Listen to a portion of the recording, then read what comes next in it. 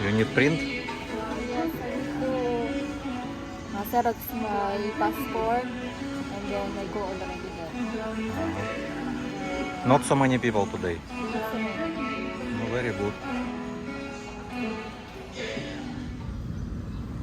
Hi guys, we're being already in Robinson, Angeles. So this is my passport for 5 years, so expired already. So I already renew some new passport.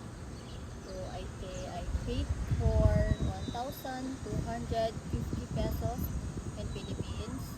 So the requirement is uh, Xerox of your passport, old passport, and then the appointment list that took in Google in dfa.gov.ph,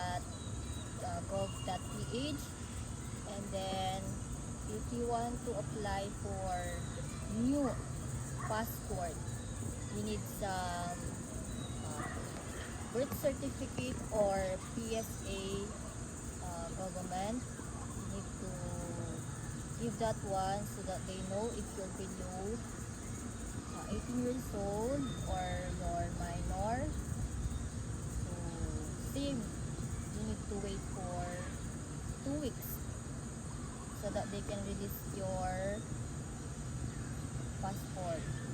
And then maybe they will say to you where place you're gonna take your new passport.